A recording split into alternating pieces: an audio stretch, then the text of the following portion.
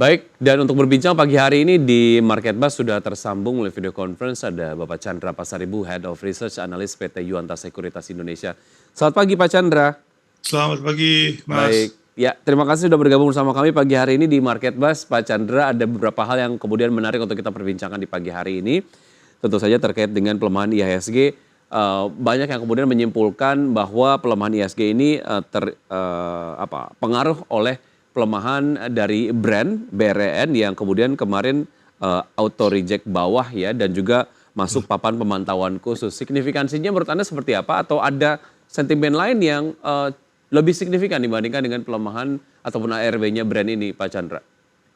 Sebenarnya dua sisi ya. Memang dari Hmm. sisi global juga kita lihat bahwa equity market juga secara keseluruhan juga pada kena pressure gitu. Sehingga secara umum memang kita lihat IHSG atau GCI itu basically juga mengalami hal yang sama.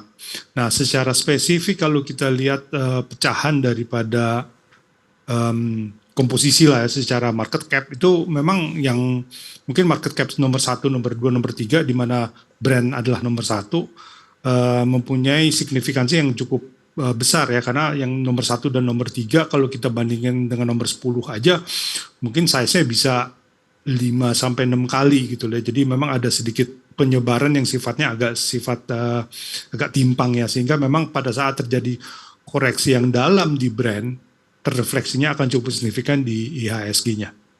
Artinya memang secara valuasi memang cukup market cap ini cukup besar begitu ya, sehingga kemudian apapun yang terjadi kepada saham-saham yang market cap-nya besar ini berpengaruh cukup signifikan terhadap pergerakan dari IHSG. Oke, Betul. terkait dengan brand sendiri Pak Chandra, saham EBT ini akan ditransaksikan dengan skema full call auction dalam sebulan. Ya, Signifikansinya apa dan mungkin semacam edukasi untuk investor pemula begitu. ya, Seperti apakah skema full call action ini? jadi pertama mungkin dipindahkan kepada pemantauan khusus karena memang dilihat secara valuation ya atau secara fundamental kalau misalnya kita lihat brand dengan mekanisme PI aja ya itu udah 700 kali gitu angka yang sangat di luar rata-rata lah kita PI market kita bicara 17 kali atau bahkan bisa 20 kali ini udah di luar valuasi jadi memang agak susah menjustify pergerakan harga saham brand dari sisi fundamental sehingga akhirnya memang karena mungkin ditakutkan ada flow yang mempengaruhi harga saham sama BEJ akhirnya decide untuk masukin ke pemantauan khusus dan di dalam pemantauan khusus ini dilakukan dengan sistem auction. Nah, sistem auction ini kan pada dasarnya penentuan atau kejadian itu per sejam sekali kalau nggak salah ya. Dan itu relatif akan bid offernya tuh kayak ditutup ya. Bedanya dengan yang kalau kita lihat sehari-hari kan biasanya bid offer kebuka.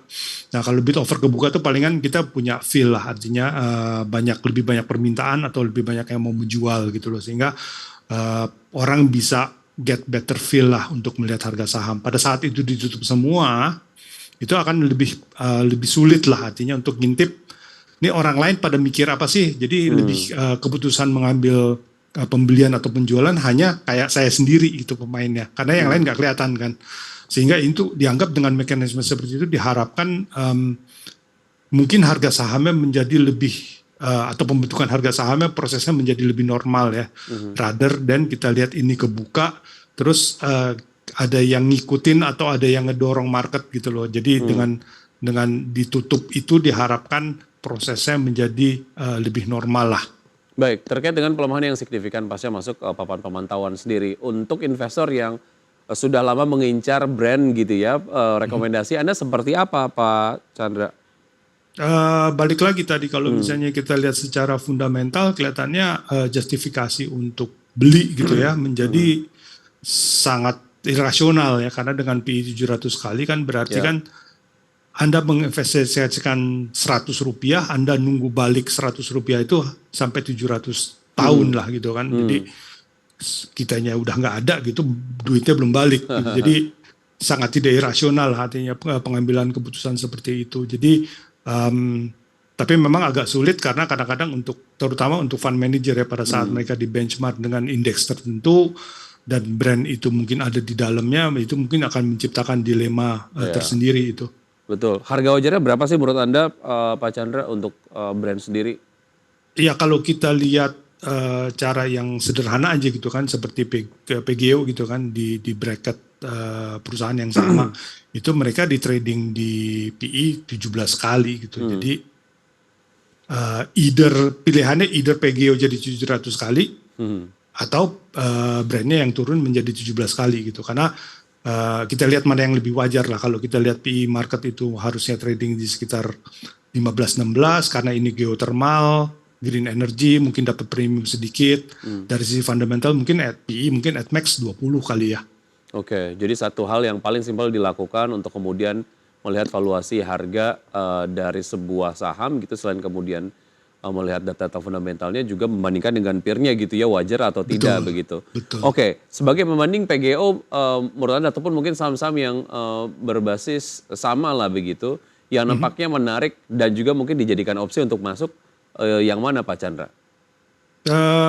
PGO for sure satu, jadi mungkin juga satu lagi Arco ya, yang kalau nggak salah wind energy ya, jadi tapi nggak terlalu banyak pilihan juga. Dan perlu diingat juga bahwa kalau misalnya dalam bisnis green energy ini, meskipun kelihatan lagi hype, lagi menarik, terutama untuk yang geothermal ini sebenarnya adalah proyek-proyek jangka panjang ya. Jadi kayak payback period mungkin bisa 7-8 tahun, investment di awal itu pasti besar, dan pengembalian investasi itu cenderung lambat gitu ya. Jadi ini sangat berbeda dengan misalnya kayak retail market gitu ya. Kita kemarin jualan 100, mungkin dalam 2 tahun 3 tahun bisa jualan 200 gitu ya, bisa double up gitu. Ini misalnya mereka mau nambah kapasitas double itu misalnya 45 megawatt jadi 90, bangun 50 megawatt atau 45 megawatt itu mungkin butuh 2-3 tahun gitu loh. Dan cash flow baliknya juga akan di spread over ke 7-8 tahun. Jadi memang green energy ini mungkin bisnis yang sebenarnya secara cash flow maupun secara pengembalian itu sifatnya sangat jangka panjang sih.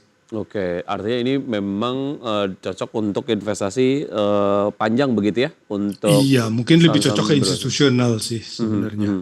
Oke, kalau kita lihat banyak kemudian analisa yang menyampaikan bahwa pergerakan IHSG hari ini pasca kemarin kemudian terpengaruh oleh pelemahan dari brand sendiri, hari ini akan berjalan sideways. Menurut Anda akan seperti apa pergerakan IHSG di hari ini, Pak Chandra? Mungkin cenderung akan koreksi lagi ya, terutama kita lihat dari globalnya hari ini nggak terlalu bagus.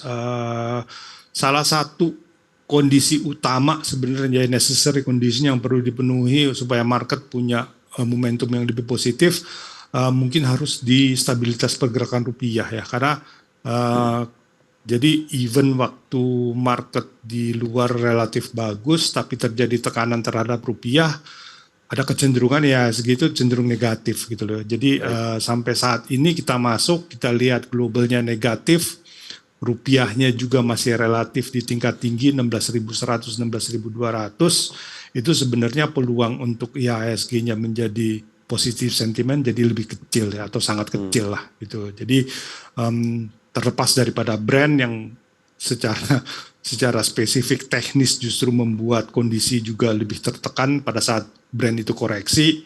Di luar dari itu memang kondisinya memang relatif cenderung untuk koreksi sih. Baik, artinya akan cenderung terkoreksi menurut analisis dari Anda pergerakan IHSG hari ini. Baik, kita akan bahas saham-saham yang direkomendasikan pagi hari ini oleh Anda, Pak Chandra, usai jeda berikut ini. Dan pemirsa tetap bersama kami akan segera kembali.